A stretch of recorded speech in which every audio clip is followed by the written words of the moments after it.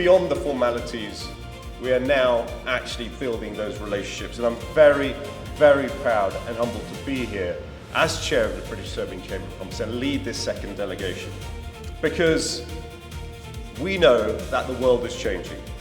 And before I move on to that point, I do want to recognise, actually, because usually you do this at the end, I'm going to do this right now, the team from the Chamber. Jadranka, please stand up. And all of my team, please stand up. All of the team from the Chamber, they're all around the room. I was just saying to the ambassador, wow. And he was saying, it's hard to pull these things off in Serbia. I was saying, it's not just Serbia, it's hard to do these things. But it's great, and I'm really proud that they've done this, and I'm just here standing on their shoulders. But last year we did this as well in Novi Sad. Hundreds of participants. We were surprised by the appetite, the uptake, the energy, because we also knew that if you talk about technology, people want to not just listen, they want to lean in. Because in a time of great change, we know that in the coming years and decades, we are setting the foundations for the future of economic growth, the future of defense, the future of health, the future of our working lives, and generally how we will work as people. And the defining technology of our time is artificial intelligence. If you're a techie, I know it's not comfortable. I know it's not your natural skill set, right? So we're going to set the things up so you will talk to each other and break those barriers down. Yes, people like the ambassador and myself, we like to talk to everyone. But talk to people, tell them what you're doing, show them your innovation, demonstrate your skills, share your knowledge, work together, and let's have a fantastic trade mission and bring not just the UK, not just Serbia, the Western Balkan region, and the opportunities that are here between our two nations and areas together to generate greater opportunity for our people. Thank you very much.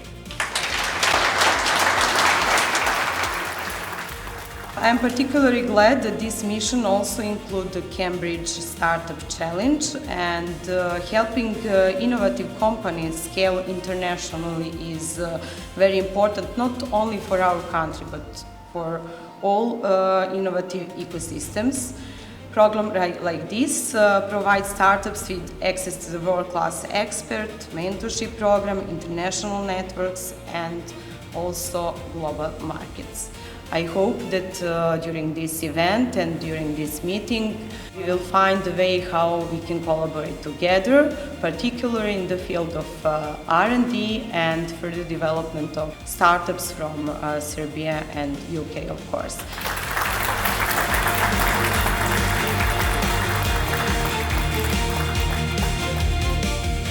So UK-Serbia overall trade continues to grow and currently stands at £1.2 billion.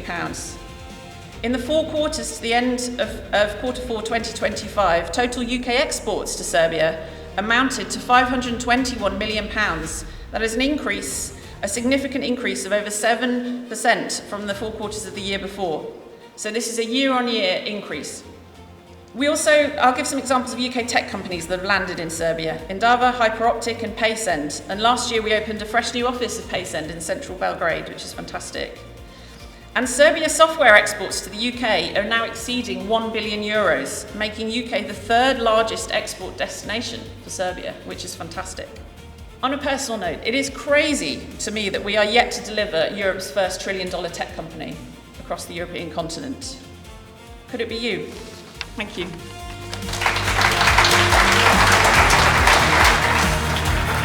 But I think that the spirit that Serbia and UK are sharing is the most important. It is the spirit of not whining and complaining, not crying about how the AI will destroy our world, how we will all be dead in the future, but taking the action to build the future. And this is what I can feel in this space today, and I think it is the great start for building something great together. And let us build the future together, and let us please not lose this spirit, not whining, not complaining, taking action and build the future. Thank you very much. have lots of companies doing fantastic business between the UK and Serbia. I think we're ranked third for trade in services overall with Serbia now. A lot of that is because of this sector and the pace within which it's growing. But a lot of it is about people. And that really what we're doing today is about people. It's about bringing people together, it's about building connections. And we've been trying to do that in lots of ways as well. Part of that's been about skills. We've been working with schools to teach primary school kids coding for most of the last 10 years with some real success and really exciting future prospects in young people who've really got the buzz and the bug for developing and designing and coming together and creating exciting things. So again, coming back, this is really what I think today fits really neatly into that really broad and exciting relationship that we're building in this tech space. We love working with you, we love talking with you, we see huge potential here. I think there's real potential to connect the Serbian and British ecosystems more, so giving you more access to capital, to expertise. The mentoring that was going on this week at the S&T Park here in Serbia again, with fantastic support from the Judge Business School at Cambridge, working with startups in Serbia, I think is a really fantastic thing to be doing together. So I think there's a lot going on. It's really exciting. I'm going to get off the stage now and leave it to people who really know what they're talking about. Thank you very much for being here.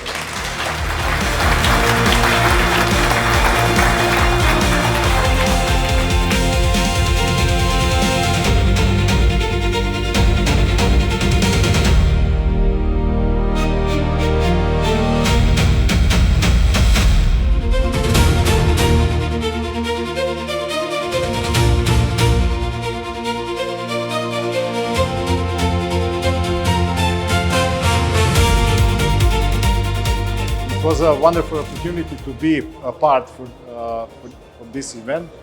For us, this is a great opportunity to share our story in terms of the services that we are providing to our customers, in terms of SAP solutions that we are implementing and the best practices, but also to speak about AI technology and where SAP is heading in their AI strategy. My first experience of Serbia was everyone is a genius. Everyone speaks 2, 3, 4, 5 languages. The work ethic is amazing. And then there's a lot you can do more with technology. Whereas in the UK, we speak one language, which is English. However, the technology side of things is far and above. So together, there's a hell of a lot that can actually be learned from both sides, and actually a lot that can be done together. Hope that made sense. Zajedno. You know, we have faster diagnostic methods through AI, faster drug discovery, but that might come at the cost of stress around AI. It might come at the cost of people being online more and becoming lonely. People might go off the grid. So I think technology is also creating these dilemmas, and I think within these dilemma spaces, there are also opportunities for innovation and entrepreneurship. It's not AI or no AI. There's that space in between where you can address some of the dilemmas that AI and technologies like quantum are creating. So from my perspective, the biggest opportunities for collaboration between UK and Serbian companies is in health tech. Obviously, I'm a health tech CEO, so I would say that, but I think that the way you've been joining up your health tech data, the way that you've got a lot of programming capabilities, you've really thought about how to join up your data and think about your healthcare. You've got really advanced systems coming through in your private healthcare. And so I think there's a lot because you're a smaller scale market than the UK and you're not in the EU. So we can work together to prove solutions that work here and in the UK and in the US and in the EU and easily deploy them into multiple markets by working together. I think it's actually, I'm really excited about it.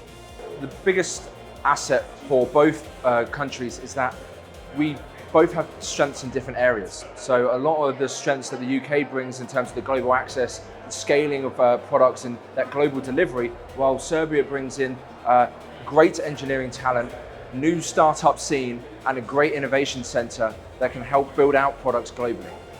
If I were to look at the importance of the relationship between the two countries through the chamber and specifically through the technology trade mission, it's vital. Like the difference of opinions, the difference of perspectives is what helps us grow.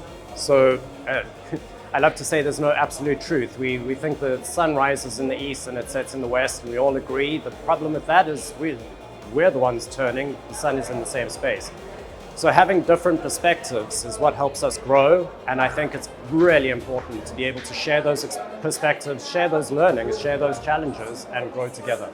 In the Balkans, there is such a thriving agricultural sector, biggest growers in raspberries in Europe, growing vineyard section, vineyard and wine business, orchards and things like this.